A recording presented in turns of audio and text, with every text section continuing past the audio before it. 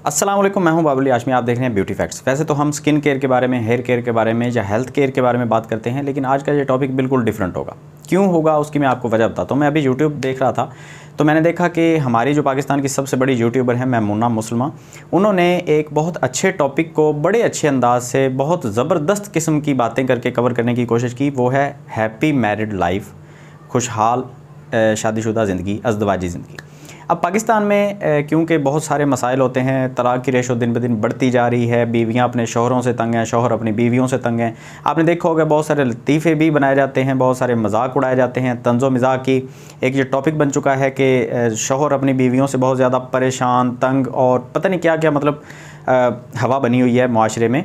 तो उन्होंने इस टॉपिक को कवर किया है औरत की तरफ से, क्योंकि वो खुद एक बीवी हैं, माँ हैं, एक बहू हैं। तो उन्होंने अपनी तरफ से इस टॉपिक को कवर करने की बड़े अच्छे तरीके से कोशिश की और मैं उनको अप्रिशिएट करता हूँ। अगर वो मेरी वीडियो कभी देखें तो आपने मतलब ज़बरदस्त काम किया है।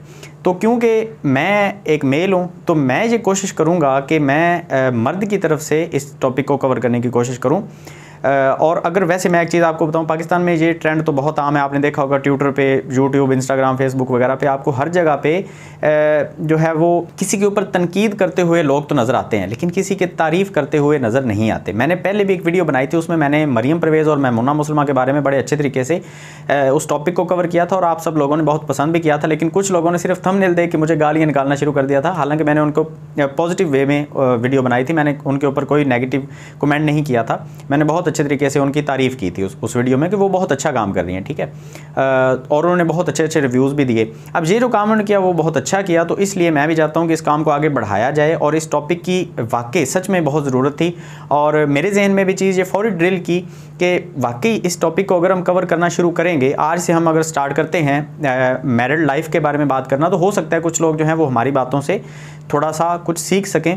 मेरी शादी को तकरीबन 10 साल होने वाले हैं और मेरी शादीशुदा जो ज़िंदगी है वो बिल्कुल ज़बरदस्त किस्म की है। बहुत सारे लोगों को नहीं पता कि मैं शादीशुदा हूँ। मेरे 2 बच्चे भी हैं, 2 बेटे हैं मेरे माशाल्लाह से। बड़ा जो मेरा बेटा है वो तकरीबन 8.5 साल 9 साल का होने वाला है। जो मेरा छोटा बेटा है वो 4 साल का है। बहुत अच्छी फैमिली मेरी जा रही है, बहुत खुशहाल हूँ मैं अपनी ज़िंदगी के अंदर। तो मैं अपना एक्सपीरियंस आपके साथ शेयर करना चाहूँगा। अगर आपको लगे कि वो वैल्यूएबल है तो आप इस वीडियो को लाइक कीजिएगा और हो सके तो शेयर भी कीजिएगा। हो सकता है मेरी बातें जो है वो किसी को अच्छी लगें और कोई ना कोई इसको फॉलो करके अपनी ज़िंदगी को बेहतर बना सके। तो होता ये है कि हम जब शादी करके किसी लड़की को लेके आते हैं तो सबसे पहली बात जो होती है हमारे और लड़की के दरमियान में वो होता है कि हमने उसकी पूरी की पूरी ज़िम्मेदारी उठाई होती है। हमारे पाकिस्तान में ज़्यादातर जो मतलब आवाम है वो मुसलमान हैं, तो हम कलमे पढ़ के, कसम उठा के हम उस लड़की को लेके आते हैं और हम निकाह करते वक्त 3 दफ़ा एक लफ्ज़ बोलते हैं जो है कबूल है। और हम जब ये कहते हैं कि ये हमें कबूल है और मौलवी साहब हमसे पूछ रहे होते हैं, हमारे इमाम मस्जिद जो हैं वो हमसे पूछ रहे होते हैं कि फ़लाँ नाम की लड़की, फ़लाँ की बेटी इतने माहर में क्या तुम्हें कबूल है, तो उसका मतलब सिर्फ ये नहीं होता कि वो लड़की कबूल है। उसका मतलब ये होता है कि उसके घर वाले भी साथ में कबूल हैं, उसकी खामियां भी कबूल हैं, उसकी बुरी आदतें सारी कबूल हैं, उसकी अच्छाइयाँ भी कबूल हैं, उसकी खूबसूरती भी कबूल है। अगर कहीं से उसके मतलब फ़िज़िकली वो कहीं से उतनी ज़्यादा खूबसूरत नहीं है, वैसे तो अल्लाह ताला ने हर किसी को बहुत खूबसूरत बनाया, लेकिन अगर आपको नहीं भी लगती तो आप उस वक्त उसको कबूल करते हैं और साथ में आप वो कसम उठाते हैं, 3 कलमे पढ़ के अल्लाह ताला को हाज़िर नाज़र करके आप वो कसम उठाते हैं कि ये सारी इसी तरह से जैसे वो है वो उसी हालत में मुझे कबूल है, ठीक है। अगर वो आपको कबूल नहीं है तो आपके ऊपर अगर कोई फैमिली का प्रेशर है तो आप उसको छोड़ दें। आप अगर उसकी ज़िम्मेदारी उठा रहे हैं और कबूल कर रहे हैं तो इस चीज़ को अपने जहन में सारी ज़िंदगी बिठा के रखें। जैसा कि मैंने आपको बताया कि ये टोटली जितनी भी वीडियोस के अंदर हम पॉइंट को डिस्कस मैं आपके साथ करूंगा वो सारे के सारे मर्द की तरफ से होंगे, उसमें मैं लड़की को डिस्कस नहीं करने वाला। वो अगर आप देखना चाहते हैं तो मैमुना मुसलमा आपी ने उसको बहुत अच्छे तरीके से कवर किया ऑलरेडी। तो वैसे आपी मैं इज़्ज़त की वजह से कह रहा हूँ, अपने आप से बड़े होने की वजह से नहीं कह रहा, आपी इज़्ज़त की वजह से कह रहा हूँ, ठीक है, सिस्टर कह सकते हैं। तो वो आप वीडियो देख सकते हैं उनकी। मैं सिर्फ मर्द की वजह से, मर्द की तरफ से ये टॉपिक को कवर करने की कोशिश करूँगा जो हमारे अंदर गलतियाँ होती हैं। अब जब हमने उसकी ज़िम्मेदारी उठाई है, उसकी खामियाँ खूबियाँ सारी चीज़ें हमने कबूल कर ली हैं, तो वहाँ पे एक जो सबसे ज़्यादा इंपॉर्टेंट चीज़ आती है वो है उसका ख़र्चा उठाना। अगर आप फाइनेंशली बहुत अच्छे नहीं हैं तो आप तब तक शादी ना करें।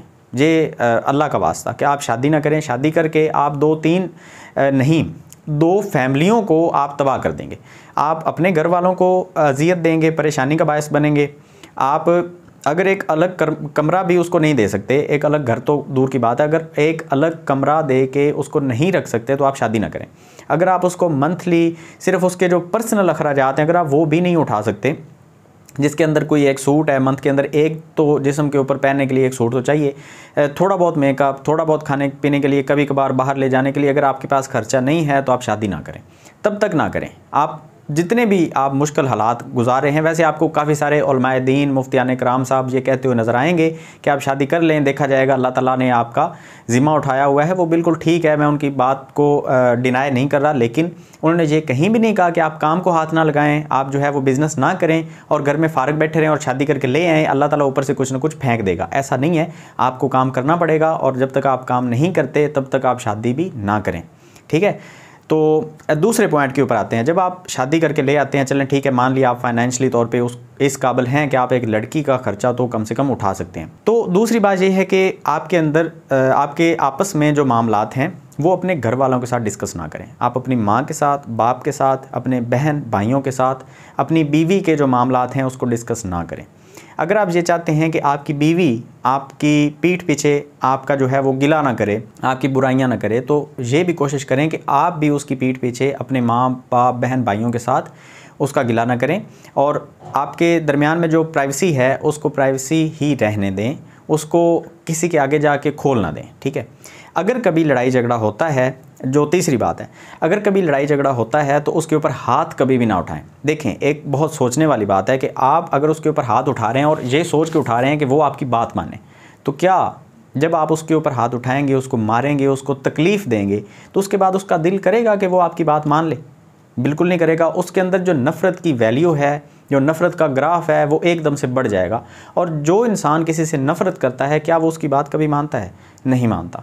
तो आप इस चीज़ का हमेशा ख्याल रखें कि कभी भी हाथ ना उठाएं। गुस्सा जो है वो बहुत चंद मिनटों के लिए आता है और आपके चंद महीने, चंद साल बर्बाद करके चला जाता है और हमें पता नहीं चलता। आप कोई भी बड़े से बड़े मामलात को बातों से क्लियर कर सकते हैं, सुलझा सकते हैं। तो गुस्से के अंदर हाथ उठाना, मारना, पीटना, बहुत तशद्दुद करना, ये बिल्कुल ठीक नहीं है। और कानूनी तरीके भी हैं, लड़की आपके ऊपर केस भी कर सकती है, वो सारी चीज़ें अलग हैं। लेकिन फिर भी क्योंकि हम मुस्लिम कम्युनिटी के अंदर हमारी ये रिवाज नहीं है बहुत ज़्यादा कि लड़कियां जो हैं वो अपने शौहर के ऊपर केस कर दें। वैसे बहुत ज़्यादा अदालतों में पड़े होते हैं केस, लेकिन बहुत ज़्यादा रिवाज नहीं है। वो 1% भी नहीं बनते जो लड़कियाँ अपने शौहरों के ऊपर केस कर देती हैं। वो हया, इज़्ज़त का जो एक सिस्टम चल रहा है उसको चलने दें। हाथ उठा के वो हया को ख़त्म ना कर दें और उसके दिल से अपनी इज्जत को ख़त्म करके नफरत ना भर दें, ठीक है। गुस्सा आता है, घर से निकल जाएं थोड़ी देर के लिए। चौथी जो सबसे बड़ी चीज़ है, कभी भी उसको उसके मैके का ताना न दें। और साथ में इसके एक चीज़ और अटैच कर लें कि अपने घर का रोब उसके ऊपर कभी ना झाड़ें, ठीक है। ये ना कहें कि ये मेरा घर है, निकल जा यहाँ से, चल अपने घर वापस। अगर मिसाल के तौर पे आप अपनी बीवी को ये ताना देंगे कि तुम अपने घर जाओ, तो इसका मतलब ये है कि जिस घर में वो बैठी है वो उसका है ही नहीं, तो फिर उसके काम क्यों करवा रहे हैं आप उससे? फिर वो खाना क्यों बना रही है आपके माँ बाप का, आपके बच्चों का, आपका खाना क्यों बना रही है? क्योंकि ये तो घर उसका है ही नहीं। इसकी सफाई क्यों करवा रहे हैं आप उससे, ठीक है, झाड़ू पोछा क्यों आप करवा रहे हैं? फिर तो वो आप उसको अपने घर वापस भेजें, फिर आप इधर उसको रख के क्यों बैठे हुए हैं? तो अगर आप उसको इधर रख रहे हैं, ये घर उसका है, तो फिर आप उसको ताना ना दें कि चलो अपने घर वापस, अपने माँ बाप के घर चलो। ये ताना कभी भी ना दें, ये ताना सबसे बुरा है। और अगर उसकी फैमिली के अंदर कोई फॉल्ट है, या तो आप पहले देख लें शादी करने से पहले। अगर उसकी फैमिली में कोई ऐसा फॉल्ट है जो आपसे बर्दाश्त नहीं हो रहा, तो उसको पहले जवाब दे दें कि हम आपसे शादी नहीं कर सकते, ठीक है। और अगर आपने शादी कर ली और आपने, जैसे कि मैंने पहले बताया कि आपने कबूल कर लिया उसकी फैमिली को, उसको, सारे सिस्टम को आपने कबूल कर लिया, तो अब आप मर्द बने, मर्द के बच्चे बने और अक्लमंद बन के कभी भी ये ताना उसको ना दें कि तुम्हारी फैमिली के अंदर ये फॉल्ट है। नहीं, ये बिल्कुल दुरुस्त तरीका नहीं है लड़ने का। लड़ाइयाँ होती हैं बिल्कुल, और जब भी लड़ाई हो तो एक चीज़ आपने लड़ाई से पहले सोचनी है। 2 मिनट पहले आप थोड़ा सा ठंडे दिमाग से एक चीज़ लाजमी सोचें। लड़ाई हमेशा कब होती है? जब आपकी सोच और उसकी सोच आपस में टकरा जाती है, मैच नहीं हो रही होती। वैसे अलग एक सोच ये है, ये एक सोच ये है। अगर ये इकट्ठी आके आपस में चलना शुरू हो जाती हैं तो लड़ाई नहीं होती। अगर ये आपस में टकरा जाती हैं और हर सोच ये कह रही है कि मैं ठीक हूँ, दूसरी सोच कह रही है नहीं मैं ठीक हूँ, तो लड़ाई हो जाती है। और आप ये सोचें कि अगर आपकी सोच दुरुस्त है तो आपके पास उसकी मेजरमेंट का क्या तरीका है? आपने कैसे सोच लिया कि वो सोच दुरुस्त है? क्या कुरान और हदीस से आपने उस सोच को मैच किया है?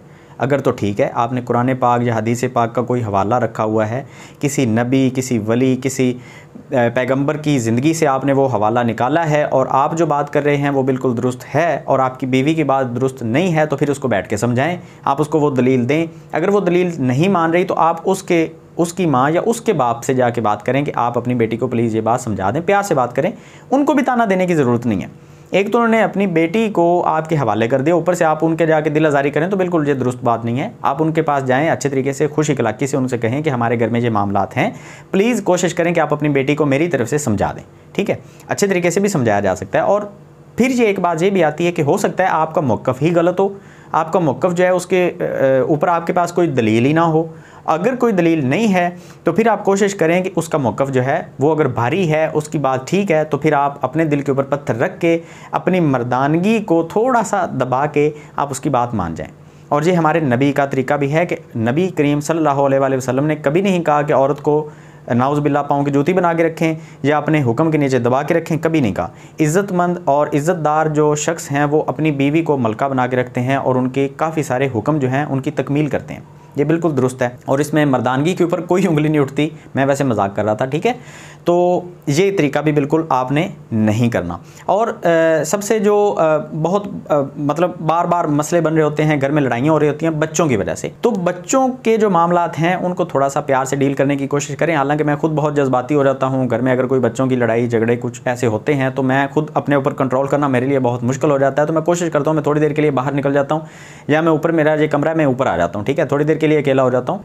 और ये बहुत अच्छा तरीका है। जब आप अकेले हो जाते हैं तो आपका गुस्सा ठंडा होना शुरू होता है, तो आपको बाद में पता चलता है कि आप तो गलत। अच्छा, मैं बात कर रहा था दो सोचों की। अगर आपको लगता है कि आपकी सोच ठीक है और आपकी बीवी को लगता है कि उसकी सोच ठीक है, तो यहाँ पे आप रुक जाएं।